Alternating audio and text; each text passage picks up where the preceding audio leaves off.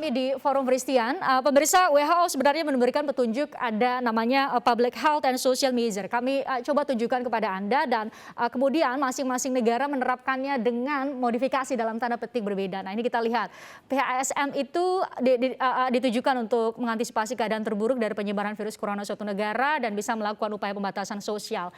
Kita lihat pembatasan sosial yang dimaksud itu seperti apa. Nah ini dapat dilakukan dalam jangka waktu dan kondisi daerah tertentu dengan target tertentu pembatasan itu. Nah kita lihat ada negara India dan juga Malaysia yang menerapkan satu menggunakan istilah lockdown dan kalau di Malaysia menggunakan istilah movement control order. Nah Anda bisa lihat bagaimana kasus COVID-19 di masing-masing negara bisa ditekan dengan penerapan itu. Kita coba cari yang tepat untuk Indonesia. Ini di segmen akhir saya coba tanya ke Bu Desi. Bu Desi, tadi poin dari Pak Haryadi adalah soal penanganan COVID-19 ya. Kalau penanganan COVID-19 ya baik, maka kemudian juga kita bisa memulihkan ekonomi. Bu, tadi soal poin vaksin. Ibu Desi melihat bagaimana penerapan atau penanganan kesehatan bisa berjalan dengan baik. Poin apa yang perlu dievaluasi dalam proses selama ini? Koordinasi kah? Kalau menurut saya pertama koordinasi. Koordinasi ini berarti bagaimana pemerintah berkoordinasi di dalam organnya sendiri, di antara kementerian, di antara lembaga, itu bagaimana berkoordinasi. Itu catatan sih, nggak hanya soal penanganan pandemi di seluruh pengalaman saya, di seluruh proyek-proyek dengan pemerintah, koordinasi itu masih menjadi catatan, karena kita bekerja pada level sektoral, tidak pada problem solving yang khusus. Jadi maksudnya ada problem lalu semuanya bersatu padu kompak gitu menyelesaikan itu. Nah kalau catatan saya kalau melihat perkembangan kebijakan-kebijakan yang ada dan lain sebagainya, ini kayaknya masih belum kompak gitu ya antara organ yang satu dengan organ yang lain. Konsistensi itu juga perlu ditingkatkan sebenarnya gitu. Nah itu satu catatan. Terus kemudian masalah kedua yang saya lihat itu selalu masalah pendistribusian. Jadi kita lemah, kita kayaknya nggak punya jejaring atau kita belum punya semacam sistem atau mekanisme untuk mendistribusikan sesuatu yang sebenarnya luas. Karena Indonesia ini memang ya catatan ya, Indonesia tidak seperti Singapura. Indonesia pulaunya banyak, kemudian sangat luas gitu, beragam suku dan lain sebagainya, kompleksitasnya sangat tinggi. Oleh karena itu kita perlu sebuah sistem atau jaringan atau channel gitu ya, yang sistem jaringan sosial yang bisa membantu distribusi ini. Nah, oleh karena itu saya lihat dari sekian kacamata sosiologi, potensi kita ada di jejaring RT RW.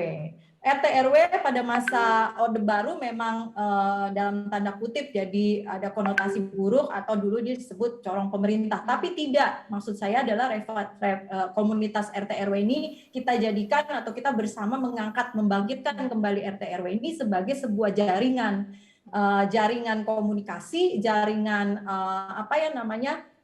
jaringan kekuatan sosial yang bisa menjadi mitra pemerintah, baik untuk mendistribusikan apapun ya, mulai vaksin, informasi, kemudian model penanganan COVID-19, model penanganan secara ekonomi, penanganan psikologis. Kan kita hidup, apalagi dalam konteks pandemi ini, selain kita hidup di dunia virtual, kita hidup di dunia pemukiman nih. Tetangga menjadi penting saat ini, walaupun dulunya tetangga udah mulai luntur perannya, tapi sekarang tetangga itu penting gitu, karena tidak semua orang Indonesia tinggal berdekatan dengan keluarganya.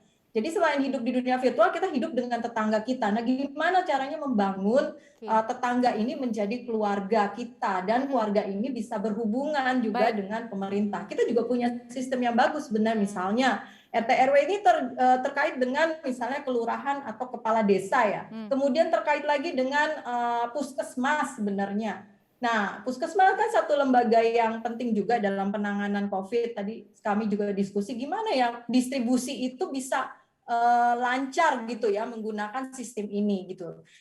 Walaupun saya tahu ya vaksinasi ini juga melibatkan berbagai komunitas dan lain sebagainya, itu bagus, tetapi kan kalau komunitas yang sendiri-sendiri mengadakan, itu tadi takutnya kita mengeksklusi beberapa kelompok masyarakat kita yang tidak punya kaitannya atau tidak sangkut pada jejaring komunikasi yang seperti itu gitu ya. Karena tadi aja saya dapat telepon nih, contohnya ada asisten peneliti saya, dia di gunung kawasan Halimun, dia bingung, saya mau vaksinasi kemana Mbak, ada informasi nggak? Karena dia punya kesadaran pingin vaksin, tapi dia nggak tahu informasi di mana karena tinggalnya di Gunung Halimun misalnya, kawasan perlindungan Gunung Halimun.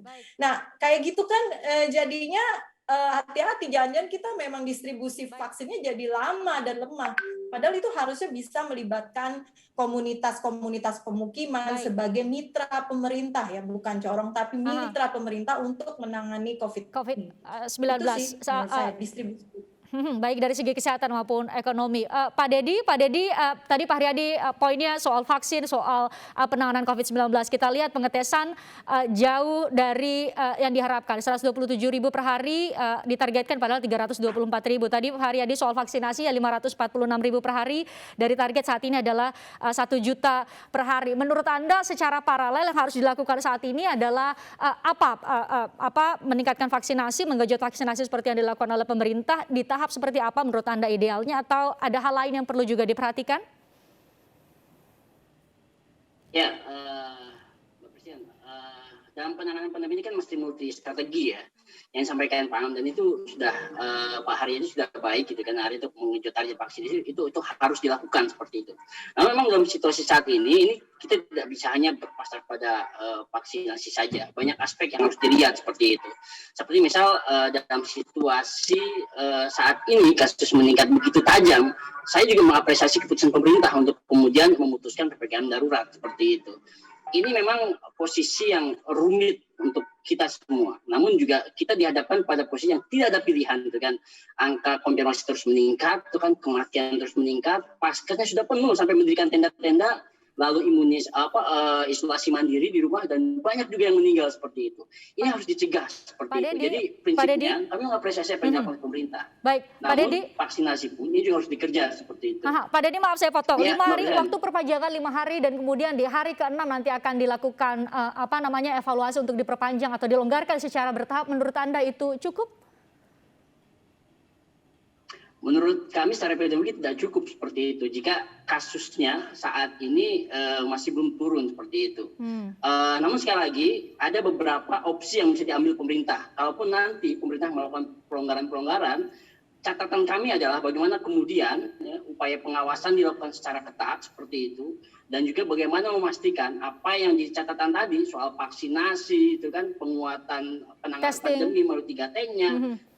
Testing, tracing, dan treatmentnya diperkuat seperti itu. Dan yang terpenting adalah bagaimana kemudian menegakkan paradigma hidup sehat. Ini momentum saya kira untuk kita, itu kan, untuk betul-betul melaksanakan paradigma hidup sehat ini. Dan saya kira betul yang disampaikan Bu Desi tadi, bagaimana puskesmas bisa dioptimalkan peranannya, sehingga kemudian bisa memobilisasi peran masyarakat untuk bisa menangani pandemi secara bersama-sama. Satu lagi yang saya catatannya, Mbak Presiden, saya melihat adalah kekisruhan yang terjadi saat ini karena pemerintah gagal memberikan edukasi yang baik kepada masyarakat. Saat ini situasi kita sedang tidak baik-baik saja. Tapi kan kemarin beberapa pejabat memberikan narasi seolah-olah ini baik-baik saja seperti itu. Dan kemudian juga penanganan pandemi juga harus dilakukan dengan baik seperti itu. Jangan sampai ada kekerasan sehingga malah membuat masyarakat menjadi melawan terhadap kebijakan yang telah dibuat pemerintah. Ini penting saya kira untuk diperbaiki sehingga kita bisa bersatu menangani pandemi COVID-19. Dari Pak Haryadi, terima kasih. Dari Pak Haryadi, apa catatan Anda untuk sama-sama kita mencegah penyebaran COVID-19 terus meluas, dan kita harapkan tentu ekonomi kita pulih dalam waktu tidak lama lagi. Apa catatan Anda, Pak Haryadi? Catatan saya konsisten ya. Saya bilang adalah vaksinasi dan 3T. Itu yang mutlak harus kita lakukan. Tanpa itu ya kita susah. Tadi saya sampaikan 141 juta vaksin yang masuk hari ini itu baru 1/3 dari target 425 juta dosis ya. Itu juga masih kurang. Itu nanti mau gimana? Dari 141 aja distribusinya bermasalah. Tadi waktu kita off air kan saya sempat diskusi sama Bu Desi ya. Bu Desi karena bicara masalah distribusi.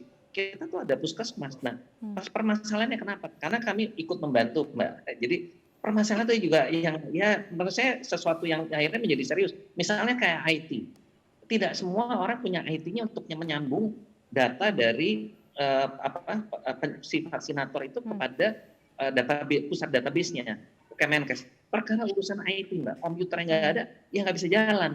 Belum lagi jarumnya, vaksin ini jarumnya nggak ada. Itu jadi kami udah melakukan. Belum lagi kekurangan dari nakes. Itu semuanya sebetulnya kalau kita mau fokus, udah pakai aja namanya puskesmas tadi penelitinya Bu Desi. Kan nggak usah bingung-bingung, udah aja datang ke puskesmas minta tolong disuntik gitu kan. Tapi karena tadi IT-nya ada nggak sistem IT-nya. Nah ini yang harusnya kita fokus gitu loh. Jadi saya kembali lagi jangan kita bias karena saya sudah melihat sendiri Amerika keluar dari masalah ini tanpa dia harus lockdown gitu loh. Siapa Joe Biden kan baru kemarin 20 Januari dilantik. Dia 4 Juli 2021 kemarin udah declare Amerika independence dari COVID karena dia hampir yang separuh lebih 60% negara bagiannya sudah menyuntik 70% Mbak. Vaksin, nah ini kita kan harus melihat gitu loh. Saya bukannya mau ini ya, karena fokusnya di situ. Kalau itu nggak diselesaikan mau PPKM sampai 100 kali nggak kelar-kelar Mbak. Terus aja begitu Pak. Kan memang imunitas kan kita bicara imunitas. Itu aja Mbak. Baik. Penanganan COVID-19 yang baik itu yang Anda harapkan, pelibatan masyarakat yang optimal untuk sama-sama mencegah penyebaran COVID-19 itu yang menjadi sejumlah catatan. Kita lihat bagaimana kebijakan pembatasan dan pemulihan ekonomi yang akan dilakukan oleh pemerintah. Kita harapkan itu jalan tengah, memang tidak bisa menyenangkan semua pihak, tapi semoga bisa membantu kita semua untuk keluar dari pandemi COVID-19. Terima kasih Pak Haryadi, Bu Desi, Pak Dedi, terima kasih sudah hadir di Forum Christian. Sehat selalu untuk Anda semua. Terima kasih juga untuk Anda pemirsa sudah menyaksikan kami. Sampai jumpa, saya Christian Grich.